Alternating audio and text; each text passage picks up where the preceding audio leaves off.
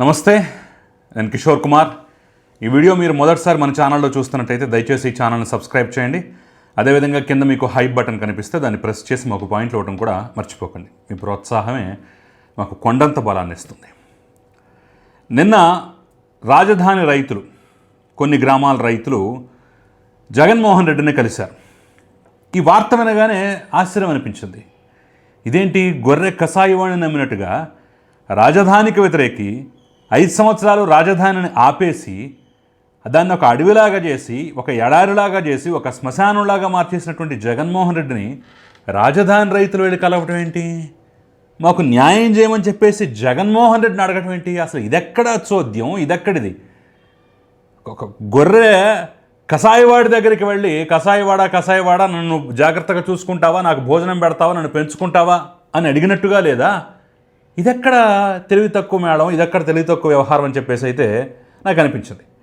At the same time ఈ ప్రభుత్వం ఏమన్నా అంత బాధలు పెడుతోందా, అంత దుర్మార్గంగా వ్యవహరిస్తోందా? జగన్మోహన్ రెడ్డిని కలిసి రాజధాని రైతులు మాకు రక్షణగా ఉండమని చెప్పేసి అడగటం ఏంటని చెప్పేసి ఆ కోణంలో కూడా ఒక ఆలోచన అయితే వెళ్ళింది.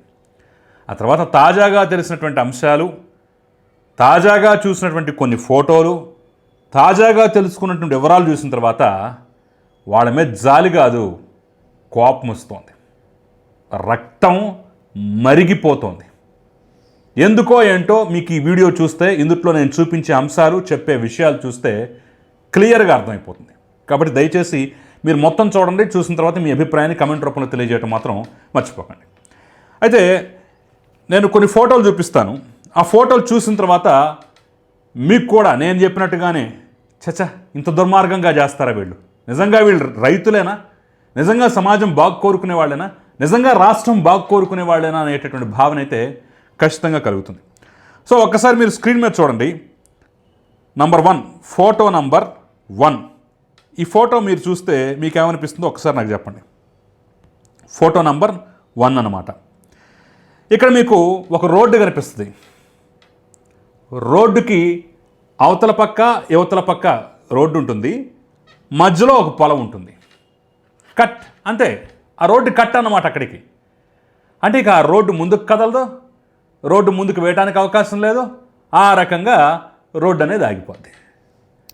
ఎందుకంటే ఈ మధ్యలో ఉన్నటువంటి పొలం ఉన్నటువంటి రైతు ఎవరైతే ఉన్నారో, ఒక రైతా ఇద్దరు రైతుల కాసేపు పక్కన పెడితే మేము ఇవ్వం, మేము రాజధానికి ల్యాండ్ పూలింగ్కి ఇవ్వం, మేము రాజధానికి భూములు ఇవ్వం, ఏం చేసుకుంటారో చేసుకోకుండా అని చెప్పేసి భీష్మించు కూర్చున్నటువంటి పరిస్థితి. అరే 33,000 మంది 33,000 ఎకరాలు, దాదాపు 30,000 మంది రైతులు ఇచ్చినప్పుడు ఒకటి అరా ఉన్నటువంటి ఈ భూములు, ఈ రైతులు పెడుతున్నటువంటి ఇబ్బందుల వల్ల రోడ్లు ఆగిపోతున్నాయి, కనెక్టివిటీ ఆగిపోతుంది, ఆ పక్కన డ్రైనేజ్ తవ్వాల్సినటువంటి కెనాల్స్ ఆగిపోతున్నాయి, లేదంటే విద్యుత్ తవ్వాల్సినటువంటి కెనాల్స్ ఆగిపోతున్నాయి, సమస్తం ఆగిపోతున్నాయి. ఏం చేయాలి మరి? ఒకటేనా? Photo number 2. ఫోటో నెంబర్ 2 కూడా చూడండి. ఒక ఫోటోయే కాదు, నాకు దగ్గర ఇంకా కొన్ని ఫోటోలు ఉన్నాయి. ఇక్కడ రోడ్డు శుభ్రంగా తార్ రోడ్డు, 2 వరుసలో 3 వరుసలో రోడ్డు. ఈ రోడ్డు వేశారు. అవతల పక్క యువతల పక్క శుభ్రంగా రోడ్డు ఉంది. మీకు ఇంకా చివరికి ఆ చివరికి కూడా చూస్తే రోడ్డు కరెక్ట్గా కనిపిస్తుంటుంది. మధ్యలో గ్యాప్లు వచ్చినట్టుగా అక్కడక్కడ చెట్లు పొలాలు కనిపిస్తుంటాయి. అరే చక్కగా ఒకటే రోడ్డు కదా, మొత్తం రోడ్డు వేసేస్తే అసలు ఏకబిగిన హ్యాపీగా వెళ్ళిపోవచ్చు కదా. మధ్యలో ఈ అడ్డంకులు ఏంటంటే అక్కడ రైతులు ఇవ్వాలా,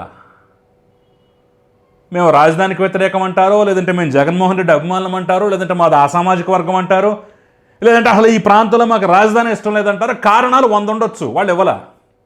కాబట్టి అక్కడ రోడ్డు ఆగిపోయిన పరిస్థితి, కెనాల్స్ ఆగిపోయిన పరిస్థితి, ఏమీ చేయలేనటువంటి పరిస్థితి.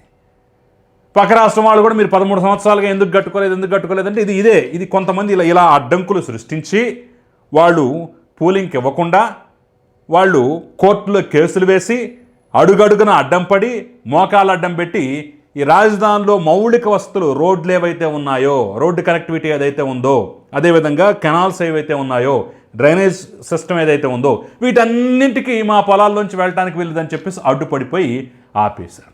మరి ఇంకెక్కడ పూర్తవ్వాలి, ఎలా పూర్తవ్వాలి? ఇవి 1-2 ఫోటోలే కాదు, ఇంకా మీకు క్లియర్గా చూడవచ్చు. దాదాపు 1కి 5 ఫోటోలు కనిపిస్తున్నాయి. 3వ ఫోటో చూడండి. ఇక్కడ చక్కగా రోడ్డు ఉంది, రోడ్డుకి అవతలా పొలం, యువతలా పొలం, మధ్యలోనూ పొలం, మొత్తం పొలం, మధ్యలో ఏదో కాస్త రోడ్డు వేశారు. ఇవ్వలా, వాళ్ళు ఎవరు ఇవ్వలా, మేము ఇవ్వమన్నారు, కోర్టులకు వెళ్ళారు, కేసులు వేశారు, ఆగిపోయింది, రోడ్డు పడకుండా ఆగిపోయింది. ఫోటో నంబర్ 4 చూసినా అంతే పరిస్థితి. ఇక్కడ ఫోటో నంబర్ 4లో మీకు వంపు తిరిగినటువంటి పరిస్థితి కనిపిస్తుంది. రోడ్డు అంతా స్ట్రైట్గా వచ్చి ఇక అక్కడితో ఆగిపోయి వంపు తిరిగినటువంటి ఒక కాలి బాటలా కనిపిస్తుంటుంది. ఎందుకంటే ఆ ప్రాంతం మొత్తం ఇవ్వలేదు పూలింగ్కి, రోడ్డు వేయడానికి సహకారం లేదు. మరి ఎట్లా పూర్తి చేయాలి? ఇక ఆఖరి ఫోటో కూడా మీరు చూడండి ఒకసారి. ఇది మరీ ఘోరం. యువతల పక్క చక్కటి రోడ్డు ఉంది, అవతల పక్క రోడ్డు ఉంది. ఆ రెండింటిని కనెక్ట్ చేసేటటువంటి ప్రాంతంలో పూలింగ్కి ఇవ్వనటువంటి ప్రాంతం ఉంది, భూములు ఉన్నాయి, అంతే. ఆ రోడ్డుకి ఈ రోడ్డుకి, ఆ ప్రాంతానికి ఈ ప్రాంతానికి కలపడానికి వెళ్ళలేదు, కనెక్టివిటీ లేదు, ఏమీ లేదు. మధ్యలో మా పొలాల్లోనే మేము ఇవ్వం, ఏం చేస్తారో చేసుకోకపోండి, అంతే. ఇంత దుర్మార్గమా, ఇంత అన్యాయమా? ఇది ఒకటే అరా చోట మాత్రమే కాదు, మొత్తం 28 గ్రామాల్లో ఇలాంటి పరిస్థితి. ఇంకా 2766 ఎకరాలు ప్రభుత్వానికి ఇంకా రావాల్సింది. అక్కడ కాస్త అక్కడ కాస్త అక్కడ కాస్త అక్కడ కాస్త ఇలాంటి బిట్లు ఉండటం వల్ల వాళ్ళు రోడ్లు వేయనీక, డ్రైనేజ్లు వేయనీక, మిగతా ఈ కనెక్టివిటీ చేయనీక, కెనాల్స్ తవ్వనీక ఎక్కడికక్కడికి అడ్డుపడిపోతున్నటువంటి పరిస్థితుల్లో రాజధానిని ఏ విధంగా ముందుకు తీసుకురావాలో తెలియక తరలబట్టుకుంటున్నారు. ఈ 2700 ఎకరాల్లో కూడా ముఖ్యంగా మొత్తం దాదాపు 40% భూమి 2 గ్రామాల పరిధిలోనే ఉందంట. ఉండవల్లి, పెనుమాక, ఈ 2 గ్రామాల పరిధిలోనే దాదాపు 40% భూమి ఉందంట. ఉండవల్లిలో దాదాపు 741 ఎకరాలు, పెనుమాకలో 378 ఎకరాలు. ఈ 2 గ్రామాల పరిధిలో దాదాపు 1119 ఎకరాల భూమి ప్రభుత్వానికి స్వాధీనం కాలేదు. అంటే వాళ్ళు పూలింగ్కి ఒప్పుకోలేదు, కోర్టులో కేసులు వేశారు, మోకాలు అడ్డు పెడుతున్నారు. ఒకవేళ బతిమాలి బుజ్జగించి పూలింగ్ చేద్దాం అనుకున్నా కానీ అలవి కానటువంటి కోరిక. ఎందుకంటే మేము విజయవాడకి దగ్గరగా ఉన్నాం, మేము మంగళగిరికి దగ్గరగా ఉన్నాం, మేము మాకిచ్చే ప్యాకేజ్ ఇంకా ఎక్కువ ఉండాలి, మాకిచ్చే ఫ్లాట్లు ఇంకా ఎక్కువ ఉండాలి, మాకిచ్చే విస్తీర్ణం ఇంకా ఎక్కువ ఉండాలి అని చెప్పేసి ఆకాశంలో కోరికలు పెట్టుకున్నారు. మరి అదట్ట డే 1 మొదటి రోజు 2015 జనవరి 1వ తారీఖున ఏ రోజైతే పూలింగ్ నోటిఫికేషన్ వచ్చిందో ఆ రోజు నుంచి ఇచ్చినట్టు స్వచ్ఛందంగా ఇచ్చినటువంటి వాళ్ళకు ఒక లెక్క, మీరు ఇవ్వకుండా బెదిరించి పెట్టుకున్నందుకు మీకు ఇంకో లెక్క. ఇది ఎక్కడ న్యాయం? అట్లా కుదురుతుంది, అందరికీ సమానంగా ఉండాలి కదా. కానీ స్వచ్ఛందంగా ముందొచ్చి రాజధాని కోసం మేము త్యాగం చేస్తాం పర్లేదు అని చెప్పేసి భూములు ఇచ్చిన వాళ్ళకోమో వాళ్ళతో పాటు మేము సమానంగా మేము ఎందుకు తీసుకుంటే మాకు ఇంకా ఎక్కువ కావాలి, లేకపోతే మేము ఇవ్వం, లేకపోతే మేము కోర్టుకి వెళ్తాం, లేకపోతే మేము అడ్డుకుంటాం. ఇదా? నిడమరులో పరిధిలో 432 ఎకరాలు ఇంకా రావాల్సిందట. కూరగల్లు, నీరుకొండ, రాయపూడిలో 200 ఎకరాలు పెండింగ్లో ఉంది.